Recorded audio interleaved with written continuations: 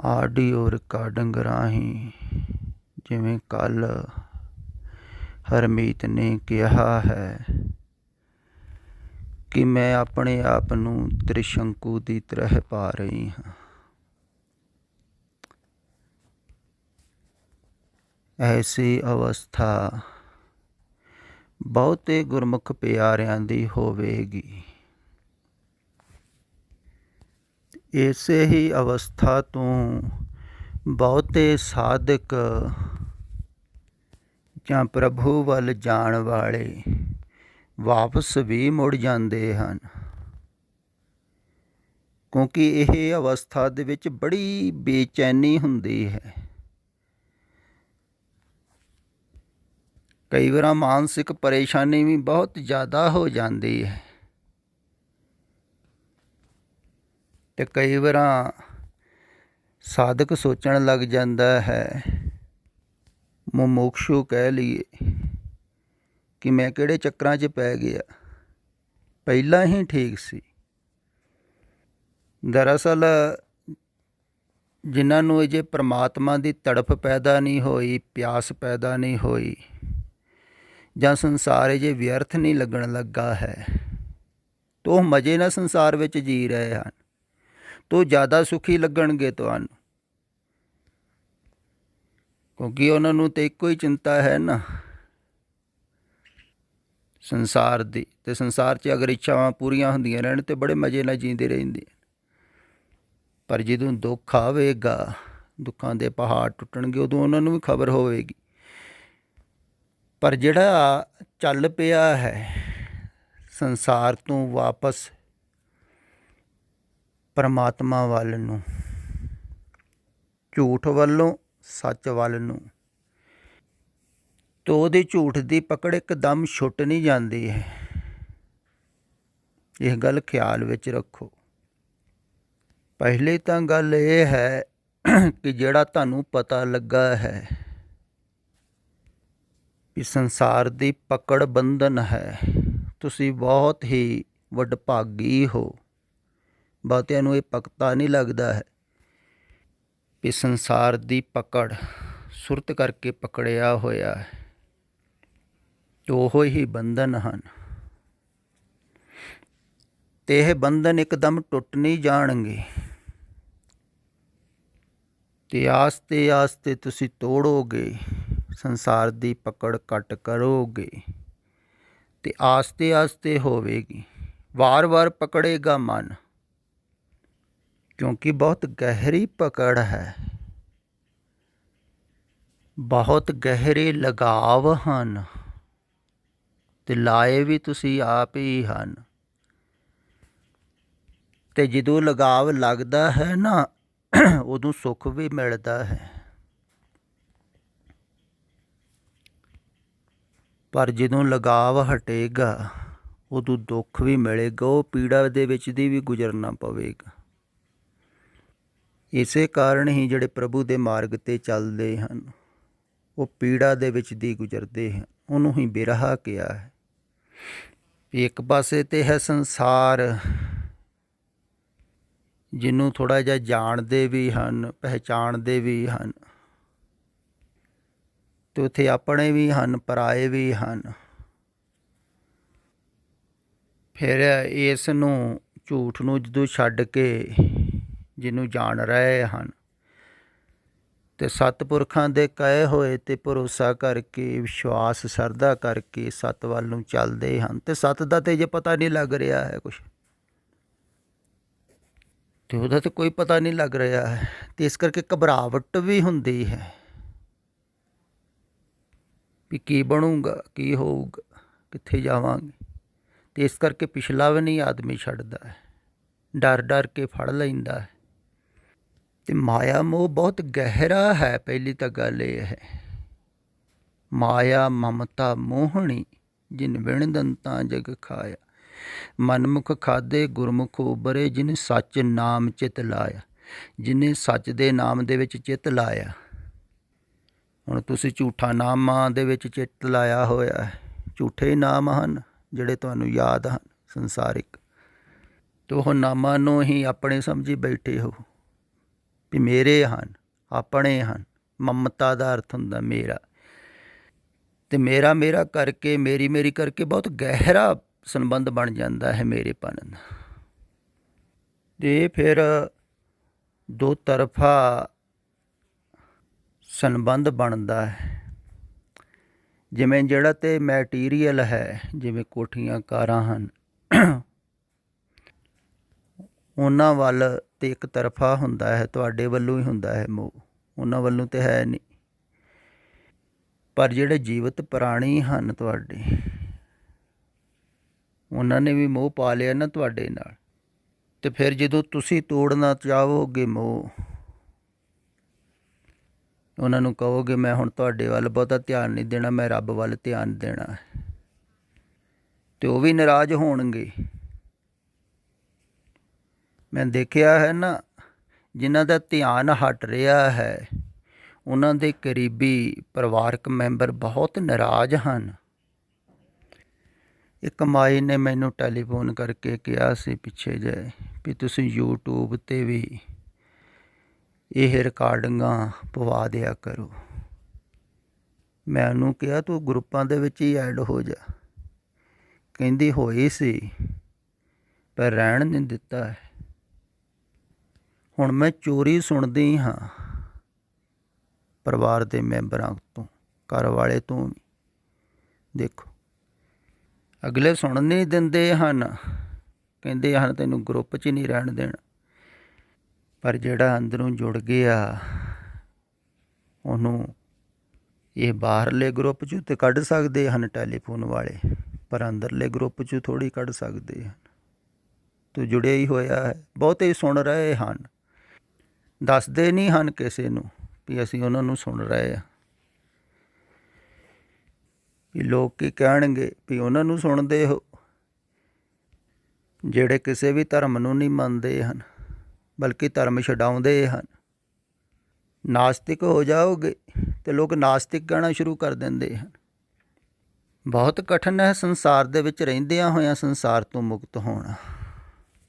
ਇਸੇ ਕਾਰਨ ਹੀ ਤੇ ਲੋਕ ਦੀਵਾਨਾ ਤੇਗਾ ਕਮਲਾ ਗੁਰੂ ਤੇਗ ਬਹਾਦਰ ਸਾਹਿਬ ਜੀ ਨੂੰ ਕਹਿੰਦੇ ਸਨ, ਕਿਉਂਕਿ ਪਰਿਵਾਰਿਕ ਸੰਬੰਧ ਸਾਰੇ ਤੋੜਤੇ, ਰਿਸ਼ਤੇਦਾਰਾਂ ਨੂੰ ਮਿਲ ਰਹੇ ਹਨ, ਕੁਛ ਕਰ ਨਹੀਂ ਰਹੇ ਹਨ। ਤੁਸੀਂ ਆਪ ਸੋਚੋ, ਕੋਈ ਬੰਦਾ ਤੁਹਾਡੇ ਅੰਦਰ ਕੋਈ ਕੁਛ ਕਰਦਾ ਨਾ ਹੋਵੇ, ਕੋਈ ਰਿਸ਼ਤੇਦਾਰਾਂ ਨਾਲ ਯਾਰਾਂ ਮਿੱਤਰਾਂ ਨਾਲ ਮਿਲਦਾ ਨਹੀਂ, ਕੋਈ ਗੱਲਬਾਤ ਨਹੀਂ ਕਰਦਾ, ਚੁੱਪ ਕਰਕੇ ਬੈਠਾ ਰਹਿੰਦਾ, ਅਤੇ ਲੋਕ ਜ਼ਿਆਦਾ ਪਾਗਲ ਹੀ ਕਹਿਣਗੇ ਨਾ। ਪਰ ਪਾਗਲ ਹੋਣ ਨੂੰ ਕੌਣ ਤਿਆਰ ਹੈ? ਅਤੇ ਸੰਸਾਰ ਦੇ ਵਿੱਚ ਪਾਗਲ ਹੋਣਾ ਬਹੁਤ ਕਠਿਨ ਹੈ। ਅਤੇ ਫਿਰ ਜਿਹੜੇ ਸੰਸਾਰ ਤੋਂ ਦੂਰ ਵੀ ਆ ਜਾਂਦੇ ਹਨ, ਜਿਵੇਂ ਸ਼ਾਂਤ ਵੇਲੇ ਮਾਈ ਭਾਈ ਗੁਰਮੁਖ ਪਿਆਰੇ ਹਨ, ਅਤੇ ਪਰਿਵਾਰਿਕ ਮੈਂਬਰਾਂ ਨੂੰ, ਮਿੱਤਰਾਂ ਦੋਸਤਾਂ ਨੂੰ, ਸੰਬੰਧੀਆਂ ਨੂੰ, ਸਾਰਿਆਂ ਨੂੰ ਛੱਡ ਕੇ ਭਾਵੇਂ ਇੱਕ ਪਾਸੇ ਹੋ ਗਏ ਹਨ, ਭਾਵੇਂ ਇੱਕਦਮ ਧਿਆਨ ਦੇ ਵਿੱਚੋਂ, ਅੰਦਰੋਂ ਸਿਮਰਤੀ 'ਚੋਂ ਸਭ ਕੁਛ ਨਿਕਲ ਥੋੜ੍ਹੀ ਜਾਵੇਗਾ। ਇਹ ਲਗਾਵ ਦੂਰ ਆ ਕੇ ਵੀ ਇੱਕਦਮ ਟੁੱਟ ਥੋੜ੍ਹੀ ਜਾਣਗੇ। ਅਤੇ ਇੱਥੇ ਰਹਿ ਕੇ ਵੀ ਸਾਧਨਾ ਤਾਂ ਕਰਨੀ ਪਵੇਗੀ ਨਾ, ਲਗਾਵ ਤੋੜਨ ਵਾਸਤੇ। ਮੈਂ ਕਹਿੰਦਾ ਹੈ ਸਾਧਨਾ ਕੁਛ ਪਾਉਣ ਵਾਸਤੇ ਨਹੀਂ ਕਰਨੀ, ਪਰ ਛੱਡਣ ਵਾਸਤੇ ਤਾਂ ਕਰਨੀ ਪਵੇਗਾ ਨਾ। ਮਨ ਦੇ ਵਿਚਾਰ ਜਿਵੇਂ ਪੈਦਾ ਕਿਵੇਂ ਹੋ ਰਹੇ ਹਨ? ਲਗਾਵ ਕਾਰਨ। ਜਿੱਥੇ ਜਿੱਥੇ ਤੁਹਾਡੇ ਲਗਾਵ ਹਨ, ਉੱਥੇ ਉੱਥੇ ਬਾਰੇ ਤੁਸੀਂ ਸੋਚਦੇ ਹੋ। ਤਾਂ ਉਹਨਾਂ ਵਿਚਾਰਾਂ ਤੋਂ ਹਟਣ ਵਾਸਤੇ ਜਾਂ ਤਾਂ ਕੋਈ ਸਿਮਰਨ ਕਰਦਾ ਹੈ, ਧਿਆਨ ਕਰਦਾ ਹੈ। ਇਹ ਸਿਮਰਨ, ਇਹ ਧਿਆਨ ਜਿਹੜਾ ਹੈ ਨਾ, ਸੰਸਾਰ ਵਿੱਚੋਂ ਧਿਆਨ ਹਟਾਉਣ ਵਾਸਤੇ ਕਰਨਾ ਹੈ। ਪਰ ਹਟਾਉਣ ਵਾਸਤੇ ਕੋਈ ਦੱਸਦੇ ਨਹੀਂ ਹਨ ਕਰਨਾ ਹੈ, ਪਰ ਹੁੰਦਾ ਨਹੀਂ ਹੈ। ਫਿਰ ਤੀਸਰਾ ਧਿਆਨ ਹੈ ਸੇਵਾ। ਸੇਵਾ ਦੇ ਵਿੱਚ ਕੋਈ ਧਿਆਨ ਲਾਉਂਦਾ ਰਹੂਗਾ ਤਾਂ ਧਿਆਨ ਲੱਗੇਗਾ। ਅਗਰ ਕੋਈ ਸੇਵਾ ਪ੍ਰੇਮ ਨਾ ਕਰੇਗਾ, ਭਾਵਨਾ ਨਾਲ, ਤਾਂ ਉਹਦਾ ਧਿਆਨ ਜਿਹੜਾ ਨਾ ਉਹਦੇ ਸੇਵਾ ਵਿੱਚ ਲੱਗੇਗਾ ਅਤੇ ਪਿੱਛੋਂ ਹਟਦਾ ਜਾਵੇਗਾ। ਹਟਾਉਣ ਵਾਸਤੇ ਸੇਵਾ ਕਰਨੀ ਹੈ। ਸੇਵਾ ਕੁਛ ਪਾਉਣ ਵਾਸਤੇ ਨਹੀਂ ਕਰਨੀ, ਫਿਰ ਤੋਂ ਕਾਮਨਾ ਹੋਊਗੀ। ਤੇ ਕਾਮਨਾ ਆ ਗਈ ਤੇ ਮਨ ਨਹੀਂ ਟਿਕੇਗਾ, ਕਿਉਂਕਿ ਚਾਹਤ ਆ ਗਈ, ਇੱਛਾ ਆ ਗਈ, ਫਿਰ ਇੱਛਾ ਤੇ ਮਨ ਚੱਲੇਗਾ ਨਹੀਂ। ਨਿਸ਼ਕਾਮ ਸਹਿਜ ਜਿਹੜਾ ਪ੍ਰੇਮ ਭਾਵਨਾ ਨਾਲ ਕਰਦਾ ਰਹੇਗਾ, ਉਹਦਾ ਧਿਆਨ ਪਿੱਛੋਂ ਥੋੜ੍ਹਾ ਥੋੜ੍ਹਾ ਹਟਦਾ ਰਹੇਗਾ, ਵਿਚਾਰ ਘਟਦੇ ਰਹਿਣਗੇ।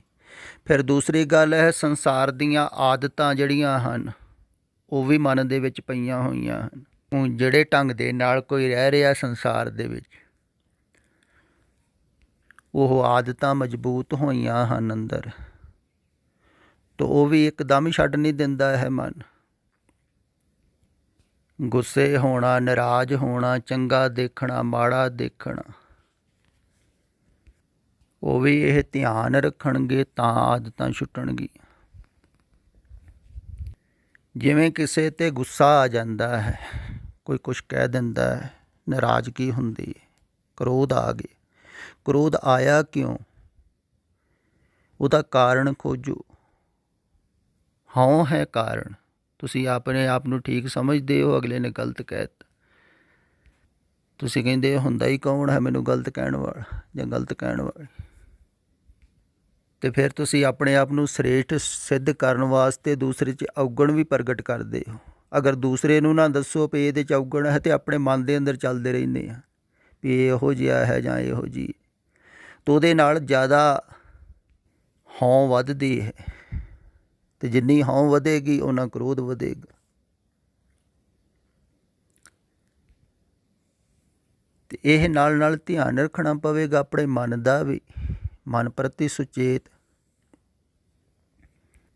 ਮੈਂ ਕਹਿੰਦਾ ਅਗਰ ਕੋਈ ਭਾਵਨਾ ਨਾਲ ਸੇਵਾ ਕਰਦਾ ਰਹੇ, ਸੇਵਾ 'ਚ ਹੀ ਚਿੱਤ ਲਾ ਲਵੇ, ਧਿਆਨ ਲਾ ਲਵੇ, ਬਹੁਤਾ ਕਿਸੇ ਵੱਲ ਦੇਖੇ ਨਾ, ਬਹੁਤਾ ਕਿਸੇ ਦੀ ਸੁਣੇ ਨਾ, ਸੁਣਾਵੇ ਨਾ, ਕਿਸੇ ਨੂੰ ਸਮਝਾਵੇ ਨਾ, ਬੁਝਾਵੇ ਨਾ, ਅਤੇ ਆਪਣੇ ਆਪ ਹੀ ਸ਼ਾਂਤ ਹੁੰਦਾ ਰਹੇਗਾ। ਹਾਂ, ਫਿਰ ਵੀ ਜਿਹੜੇ ਗਹਿਰੇ ਤਲ 'ਤੇ ਤੁਹਾਡੇ ਸੰਬੰਧ ਬਣੇ ਹੋਏ ਹਨ, ਮਮ ਦੇ, ਮੋਹ ਦੇ, ਉਹਨਾਂ ਵਿੱਚ ਫੇਰ ਮਨ ਚਲੇ ਜਾਵੇਗਾ। ਅਗਰ ਕੋਈ ਉੱਥੇ ਦੁਰਘਟਨਾ ਹੋ ਜਾਵੇ, ਕੋਈ ਸਮੱਸਿਆ ਆ ਜਾਵੇ, ਜਿਵੇਂ ਮੈਨੂੰ ਇੱਕ ਗੁਰਮੁਖ ਪਿਆਰੇ ਨੇ ਪਿੱਛੇ ਜਿਹੇ ਦੱਸਿਆ ਕਿ ਅਸੀਂ ਪ੍ਰੋਗਰਾਮ 'ਤੇ ਗਏ ਹੋਏ ਸੀ ਅਤੇ ਉੱਥੇ ਬੱਚੀ ਗੁੰਮ ਹੋ ਗਈ, ਇੱਧਰ ਉੱਧਰ ਹੋ ਗਈ ਕਿਤੇ, ਅਤੇ ਕਹਿੰਦਾ ਮੈਂ ਘਬਰਾ ਗਿਆ ਇੱਕਦਮ, ਅਤੇ ਇੰਨਾ ਬੇਚੈਨ ਹੋਇਆ ਜਿਵੇਂ ਸਰੀਰ ਦੇ ਵਿੱਚੋਂ ਪ੍ਰਾਣ ਹੀ ਨਿਕਲ ਗਏ ਹੋਣ, ਨਿਰਬਲ ਹੋ ਗਿਆ ਸਰੀਰ। ਪਰ ਉਹ 10-15 ਮਿੰਟ ਬਾਅਦ ਉਹ ਲੜਕੀ ਮਿਲ ਪਈ। ਕਹਿੰਦਾ ਉਦੋਂ ਮੈਨੂੰ ਪਤਾ ਲੱਗਾ ਵੀ ਮੋਹ ਕਿੰਨਾ ਬਲਵਾਨ ਹੈ।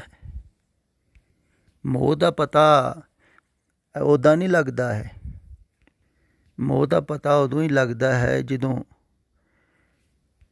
ਉਹ ਤੁਹਾਡੇ ਤੋਂ ਦੂਰ ਹੋ ਜਾਵੇ, ਕਿਸੇ ਦਾ ਬੱਚਾ ਖੋ ਜਾਵੇ,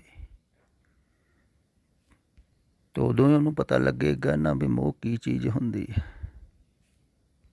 ਬਾਹਰੋਂ ਭਾਵੇਂ ਕੋਈ ਰੋ ਕੇ ਨਾਲ ਵੀ ਦਿਖਾ ਲਏ, ਪਰ ਅੰਦਰ ਗਹਿਰੇ ਤਲ 'ਤੇ ਪੀੜਾ ਉੱਠਦੀ ਹੈ। ਇੱਕ ਮਾਈ ਦੀ ਵੀਡੀਓ ਰਿਕਾਰਡਿੰਗ ਕਿਸੇ ਨੇ ਭੇਜੀ ਸੀ, ਤਾਂ ਉਹਦੇ ਵਿੱਚ ਕਹਿ ਰਹੇ ਸਨ ਵੀ ਮਾਈ ਦਾ ਪੁੱਤਰ ਸ਼ਹੀਦ ਹੋ ਗਿਆ ਹੈ, ਤੈਨੂੰ ਇੱਕ ਹੰਝੂ ਨਹੀਂ ਵਹਾਇਆ ਹੈ। ਦੇਖੋ ਇਹਦੇ ਵੱਲ ਵੀ ਮੈਂ ਦੇਖ ਰਿਹਾ ਸੀ ਮਾਈ ਵੱਲ, ਮਾਈ ਦਾ ਕੰਠ ਭਰਿਆ ਹੋਇਆ ਸੀ, ਮੂੰਹ ਖੁੱਲ੍ਹਾ ਹੋਇਆ ਸੀ, ਅੱਖਾਂ ਪੱਥਰ ਹੋਈਆਂ ਹੋਈਆਂ ਸੀ, ਰੋਕ ਰਹੀ ਸੀ ਆਪਣੇ ਆਪ ਨੂੰ ਬਾਹਰ ਵੀ ਦਿਖਾਉਣਾ ਨਹੀਂ ਹੈ ਹੰਝੂ, ਕਿਉਂਕਿ ਧਾਰਮਿਕ ਲੋਕ ਤਾਰੀਫ ਕਰਦੇ ਹਨ ਨਾ ਵੀ ਦੇਖੋ, ਇਹ ਧਾਰਮਿਕ ਲੋਕ ਕਈਆਂ ਨੂੰ ਪਾਗਲ ਬਣਾ ਦਿੰਦੇ ਹਨ ਇੱਦਾਂ ਤਾਰੀਫ ਕਰ ਕਰਕੇ। ਹੁਣ ਦੇਖੋ ਇਹਨਾਂ ਧਾਰਮਿਕ ਲੋਕਾਂ ਨੂੰ ਪਹਿਲਾਂ ਕਿਸੇ ਦਾ ਮੋਹ ਤੋੜਦੇ ਨਹੀਂ ਹਨ ਵੀ ਤੁਸੀਂ ਮੋਹ ਘੱਟ ਕਰੋ, ਅਤੇ ਬਾਅਦ ਦੇ ਵਿੱਚ ਉਹਦੀ ਤਾਰੀਫ ਕਰਦੇ ਹਨ ਵੀ ਹੰਝੂ ਨਹੀਂ ਵਹਾ ਰਿਹਾ ਹੈ। ਨਹੀਂ, ਜਿਹਦਾ ਅੰਦਰ ਮੋਹ ਹੈ ਪਹਿਲਾਂ ਹੀ, ਉਹਦੇ ਅੰਦਰ ਬਹੁਤ ਪੀੜਾ ਹੋਵੇਗੀ, ਦੁੱਖ ਹੋਵੇਗਾ, ਸਗੋਂ ਰੋ ਕੇ ਦੁੱਖ ਨਿਕਲ ਜਾਂਦਾ ਹੈ, ਆਦਮੀ ਰਿਲੈਕਸ ਹੋ ਜਾਂਦਾ ਹੈ। ਜਿਹੜਾ ਨਹੀਂ ਰੋਂਦਾ ਨਾ ਉਹ ਜ਼ਿਆਦਾਤਰ ਪਾਗਲ ਹੋ ਜਾਂਦਾ ਹੈ। ਤੇ ਮੇਰੀ ਧਾਰ ਬੰਧਨ ਬੰਧਿਆ। ਤੇ ਬਹੁਤ ਬੰਧਨ ਗਹਿਰੇ ਹੋ ਜਾਂਦੇ ਹਨ। ਇਹ ਧਾਰਨਾ ਬਹੁਤ ਗਹਿਰੀ ਹੋ ਜਾਂਦੀ ਹੈ, ਕਿਉਂਕਿ ਲਗਾਤਾਰ ਹੀ ਸੋਚਿਆ ਗਿਆ ਹੈ, ਖਿਆਲ ਕੀਤਾ ਗਿਆ ਹੈ। ਦੁਨੀਆ ਦੇ ਲੋਕ ਵੀ ਕਹਿੰਦੇ ਹਨ, ਇਹ ਤੇਰਾ ਪੁੱਤਰ ਹੈ, ਤੇਰੀ ਧੀ ਹੈ, ਇਹ ਤੇਰਾ ਪਤੀ ਹੈ, ਤੇਰੀ ਪਤਨੀ ਹੈ, ਆਪਣਿਆਂ ਵੱਲ ਖਿਆਲ ਰੱਖ, ਆਪਣਿਆਂ ਦਾ ਧਿਆਨ ਰੱਖ। ਤੇ ਆਦਮੀ ਰੱਖਦਾ ਹੈ, ਤੇ ਸੋਚ ਸੋਚ ਕੇ ਹੀ ਉਹ ਸੋਚ ਗਹਿਰੀ ਚਲੀ ਜਾਂਦੀ ਹੈ। ਲਗਾਵ ਬਹੁਤ ਗਹਿਰੇ ਹੁੰਦੇ ਹਨ, ਪਰ ਪਤਾ ਨਹੀਂ ਲੱਗਦਾ। ਪਤਾ ਦੂਰ ਦਾ ਆ ਕੇ ਲੱਗਦਾ ਹੈ, ਜਾਂ ਕੋਈ ਦੂਰ ਹੋ ਜਾਵੇ, ਵਿਛੜ ਜਾਵੇ ਤਾਂ ਲੱਗਦਾ ਹੈ। ਤੇ ਵਿਛੜਨਾ ਤਾਂ ਹੈ ਹੀ ਸਾਰਿਆਂ ਨੇ।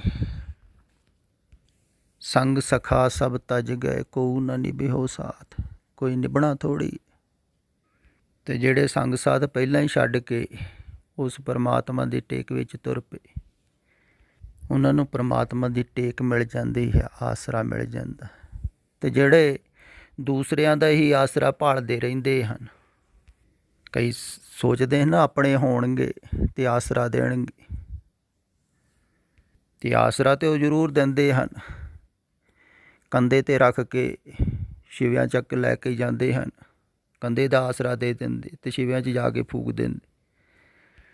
ਤਾਂ ਉਹਨਾਂ ਦਾ ਆਸਰਾ ਉੱਥੋਂ ਤੱਕ ਹੀ ਹੁੰਦਾ ਹੈ, ਗਾਹਾਂ ਕੋਈ ਆਸਰਾ ਨਹੀਂ ਦਿੰਦਾ। ਤੇ ਮਰਨ ਤੋਂ ਬਾਅਦ ਅਗਰ ਤੁਸੀਂ ਆਸਰਾ ਮੰਗੋ ਵੀ ਨਾ, ਕਈ ਭੂਤ ਪ੍ਰੇਤ ਬਣ ਕੇ ਆਸਰਾ ਲੈਣ ਵਾਸਤੇ ਆ ਜਾਂਦੇ ਹਨ, ਤੇ ਉਹਨਾਂ ਨੂੰ ਆਸਰਾ ਨਹੀਂ ਦਿੰਦੇ ਹਨ, ਭਜਾਉਂਦੇ ਹਨ। ਫਿਰ ਪ੍ਰੇਤ ਪ੍ਰੇਤ ਕਰ ਭਾਗੀ, ਪ੍ਰੇਤ ਹੋ ਗਿਆ। ਤੇ ਜੀਂਦੇ ਜੀ ਸਮਝ ਲਵੋ ਪ੍ਰੇਤ ਹੈ, ਤੇ ਭੱਜ ਜਾਓ ਤੇ ਵਧੀਆ ਨਹੀਂ ਹੈ। ਪ੍ਰੇਤ ਹੀ ਹਨ ਜਿਹੜੇ ਤੁਹਾਡੇ ਗਲ ਪਾਏ ਹੋਏ ਹਨ। ਤਦੇ ਕਿਹਾ ਹੈ ਬਾਬੇ ਨਾਨਕ, ਕੱਲੇ ਅੰਦਰ ਨਾਨਕਾ ਜਿੰਨਾ ਕਾ ਅਵਤਾਰ। ਭੂਤਾਂ ਦਾ ਅਵਤਾਰ ਸਾਰੇ ਇੱਕ ਦੂਸਰੇ ਦੇ ਗਲ ਪਾਏ ਹੋਏ ਹਨ, ਚੰਬੜੇ ਹਨ, ਛੱਡਦੇ ਹੀ ਨਹੀਂ। ਪਰ ਤੁਸੀਂ ਛੱਡ ਸਕਦੇ ਹੋ।